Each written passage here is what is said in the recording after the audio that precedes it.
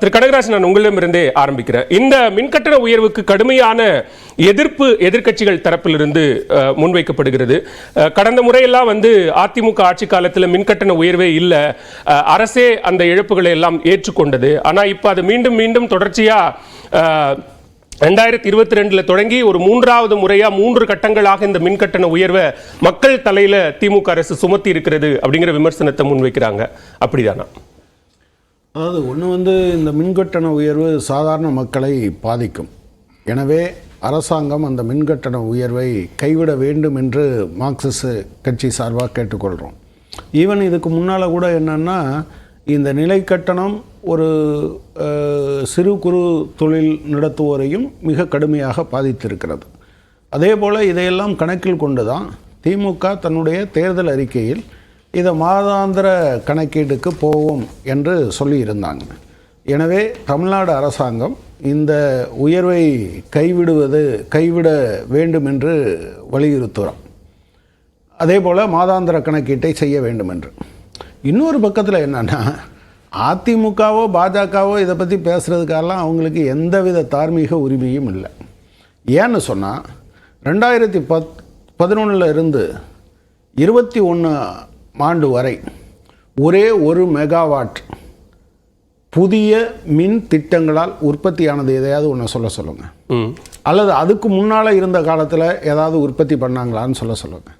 ஆக்சுவலாக ஒரு காலத்திலையும் புதிய மின் திட்டங்களை அறிவிக்கலை. ஆனால் இப்போது இந்த 2021 கடைசி காலத்தில் சில திட்டங்களை சொல்லியிருக்காங்க. அதுக்கெல்லாம் ஒரு ஃபினான்சியல் கிளியரன்ஸ் எல்லாம் சிலதுக்கு வந்திருக்கு, மற்றதெல்லாம் இனிமே தான் வரும். எனவே இதுவரை இருக்கிற எல்லா உற்பத்திகளுக்கும் நீங்கள் திமுக தான் அதை செஞ்சுருக்குங்கிறது நம்பர் 1.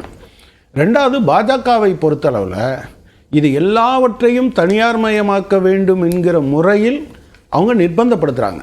நீங்கள் தமிழ்நாட்டில் மட்டும் இல்லை, இந்தியாவில் இருக்கக்கூடிய எல்லா மாநிலங்களும் ஆண்டுதோறும் இந்த உயர்வை அமுல்படுத்த வேண்டும் என்பது ஒன்றிய அரசாங்கத்தினுடைய நிர்பந்தம். அதை மறந்துடாதீங்க. 6% அதிகமாக வைத்துக் கொள்ளலாம். இல்லை, கட்டண உயர்வை திருத்தம் செய்யணும் அப்படின்னு தானே சொல்லியிருக்காங்க. ஆமாம், திருத்தம் செய்யணும்னா, ஆனால் எப்படி உயர்வுன்னு சொல்லல, இல்லை திருத்தம் செய்ய வேண்டும் என்பதை எப்படி சொல்லியிருக்காங்க அப்படின்னு சொன்னால், போன ஆண்டினுடைய கன்சியூமர் பிரைஸ் இண்டெக்ஸ், நுகர்வோர் விலை குறியீட்டு எண் என்னவோ அதுவும் இந்த வருஷம் நுகர்வோர் விலை குறியீட்டு எண் என்னவா இருக்கோ இது 2க்கும் இருக்கக்கூடிய ரேஷியோவின் அடிப்படையில் பண்ணணும் அப்படின்னு சொல்லியிருக்காங்க. கன்சியூமர் பிரைஸ் இண்டெக்ஸ் எந்த காலத்திலேயாவது குறைஞ்சு வந்திருக்கா? நுகர்வோர் விலை குறியீட்டு எண் எந்த காலத்திலையும் இந்த கடந்த ஒரு 10-15 வருஷத்தில் அப்படி முதல் வருஷத்துக்கும் அடுத்த வருஷத்துக்கும் குறைஞ்சிருக்குன்னு எங்கேயாவது பார்க்க முடியுமா? அதை நிர்பந்திக்கிறாங்க. இல்ல, அப்ப அதைத்தான் எதிர்க்கட்சிகள் என்ன கேட்கிறாங்கன்னா, கடந்த முறை 6% வரைக்கும் நீங்க சொல்ற அடிப்படையிலே 6% வரைக்கும் உயர்த்திக்கலாம் அப்படிங்கிற வாய்ப்பு இருந்தப்பவே 2.8% அளவுக்கு தான் உயர்த்தப்பட்டது. அப்படின்னா அதுவும் தேர்தலை எதிர்வரக்கூடிய தேர்தலை கருத்தில் கொண்டுதான் அப்படியான ஒரு கட்டணத்தை உயர்த்தணும், அதே நேரத்தில் அதிகமாகவும் உயர்த்திடக்கூடாது அப்படிங்கிற அடிப்படையில நீங்க இருந்தீங்க. ஆனா இப்ப எல்லாம் முடிஞ்சு போச்சு, அதனால 4.83% உயர்த்திக்கலாம் அப்படிங்கிற அடிப்படையில உயர்த்திருக்காங்க. இல்ல, இப்போவும் கூட அதில் ஒரு பகுதியை உதாரணமாக போன தடவை $4.60 முதல் 101 இருந்து 200 வரை இருக்கிற யூனிட்டுக்கு $4.60. அது $2.25 தான் அரசாங்கம் வாங்கிச்சு. இது மின்சார வாரியம் சார்ஜ் பண்ணாங்க. ஆனால் அதே சமயத்தில் அந்த மீதி இருக்கிற பணத்தை இவங்க தான் கொடுத்தாங்க.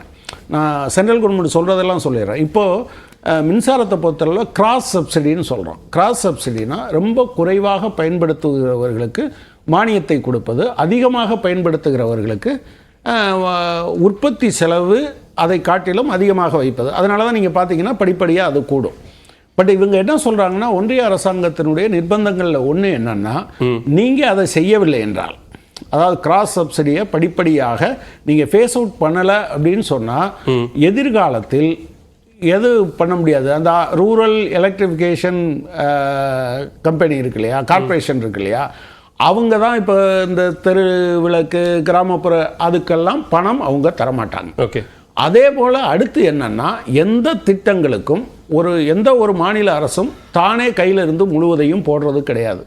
லோன் வாங்கணும், கேரண்டி கொடுக்கறது ஒன்றிய அரசாங்கம் கொடுக்கணும். கேரண்டியை ஒன்றிய அரசாங்கம் தராது என்கிற நிலைமை. இன்னொரு பக்கம் பார்த்தீங்கன்னா அது திமுக இருந்த காலமும் சரி, அதிமுக இருந்த காலமும் சரி, தொடர்ச்சியாக இதில் ஏற்பட்டிருக்கக்கூடிய கடன் இருக்கு பார்த்தீங்களா, அது இப்போ கிட்டத்தட்ட 13,000 கோடி எது மட்டும் கொடுக்க வேண்டியிருக்கு,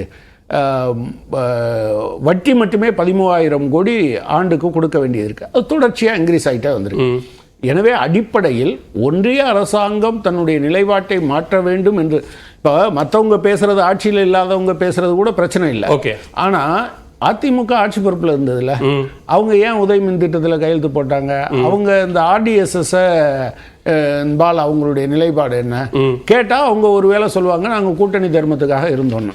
என்னை பொறுத்தளவில் இதுல இந்த உயர்வு சாதாரண மக்களை கடுமையாக பாதிக்கும். ஏற்கனவே விலைவாசி உயர்ந்திருக்கு. இதிலெல்லாம் கஷ்டப்படுற மக்களுக்கு ஒன்றிய அரசாங்கம் பல நேரங்களில் எல்லாவற்றிலும் அது செய்யும்போது அதுக்கு மாற்றாக மாநில அரசாங்கம் பல்வேறு விதமான நிவாரணங்களை செய்து வருகிற போது இது எல்லா மக்களையும் பாதிக்கிற, ஏழை எளிய மக்களை பாதிக்கக்கூடிய இந்த மின்கட்டண உயர்வுக்கு பின்னணியில ஒன்றிய அரசு இருக்கு அப்படிங்கிறீங்க. அவங்களுடைய நிர்பந்தம் தான் பிரதானம். நான் முதற்கட்ட பார்வையை எடுத்துக்கிறேன். திரு சத்யன், இங்க இந்த மின்கட்டண உயர்வு கிட்டத்தட்ட 2.47 கோடி வீடு மற்றும் குடிசை நுகர்வோர்ல 1 கோடி பேர் இதனால யாரும் பாதிக்க மாட்டாங்க அப்படிங்கிற ஒரு விளக்கத்தை டான்ஜெட்கோ கொடுக்குறாங்க. ஏத்துக்கிறீங்களா? எங்க ஊர்ல ஒரு பழமொழி சொல்லுவாங்க, அடிக்கிற செருப்பால் அடிச்சுட்டு ஐயோ நான் செருப்பால் அடிச்சேன்னா இந்த கருப்பு டீம் செருப்பால் அடிச்சு கருப்பி கொடுக்குறங்கிற மாதிரி. அதுக்கான விளக்கம் தான் அது. உங்கள்கிட்ட ஒரு வேண்டுகோளை வச்சுக்கிறேன். உண்மையை சொல்லுவது ஜனநாயகத்தின் 4வது தூண் ஊடகம். அப்போ இந்த ஊடகத்தின் வாயிலாக மக்களுக்கு உண்மையை தெரியட்டும்னு நான் விருப்பப்படுறேன். மரியாதைக்குரிய கனகராஜ் அவர்கள் பேசும்பொழுது அஇஅதிமுகவிற்கு எந்த தார்மீகமும் இல்லை, ஏன்னா 1 மெகாவாட் மின் உற்பத்தி கூட 2011 21 வரைக்கும் இருக்கான்னு ஒரு கேள்வி கேட்டார். 18 மணி நேரம் மின்வெட்டில் ஆட்சியை ஆரம்பித்தோம். இன்றைக்கு ஆசியாவிலேயே மிகப்பெரிய காற்றாலை மின்சாரம் தயாரிக்கும் இடம் எதுனா நாங்குநேரி. கொண்டு வந்து புரட்சி தலைவி அம்மா நடைமுறைப்படுத்தியது அதிமுக. ஆல்டர்னேட் மின்சாரம் சொல்லி நம்ம போய்கிட்டு இருக்கோம். இப்போ காற்றாலை மின்சாரம் மட்டுமல்ல, சோலார் அப்படின்னு போய்கிட்டே இருக்கிறோம். இவர் இன்னும் அதே பழைய மாதிரி கோல் பேஸ்டு, தெர்மல் பேஸ்டு, அணுமின் நிலையம் அதை பேஸ் பண்ணி மட்டுமே கட்டமைக்கிறாங்க. அது ஒன்று. ரெண்டாவது, 2017 எடப்பாடியார் ஆட்சியில் இருக்கும்பொழுது என்ன நடந்துச்சு? இவங்க எல்லாம் பொதுவாக வச்ச குற்றச்சாட்டு, இப்போ இவர் வைக்கும்போது கூட மத்திய அரசோட அழுத்தம் தான் இதுக்கு காரணம். உதய மின் திட்டத்தை எதனால் புரட்சி தலைவி அம்மா எதிர்த்தார்கள், அதை சொல்ல மாட்டாங்க. என்ன காரணம்? முதலாவதாக உதய் அப்படிங்கிற நிறுவனத்தோட செயல்பாடு என்ன, அதுவும் சொல்ல மாட்டாங்க. நுகர்வோர்கள் ஒரு பக்கம் இருக்காங்க, இன்னொரு பக்கம் டிஸ்ட்ரிபியூஷன் கம்பெனிஸ், மின் பகிர்மான நிறுவனங்கள். இவர்களை இணைக்கும் வேலையை செய்வதுதான் இந்த உதய் என்பதனோட பிரதான வேலை. சரி, இதற்காக துவக்கப்பட்டது தான். அதற்கு சில வழிவகைகள், நெறிமுறைகள் வச்சிருக்காங்க. அது முதல் நெறிமுறையாக என்ன சொன்னாங்கன்னா, இந்த மின் பகிர்மான நிறுவனங்கள் நஷ்டமடைந்தால்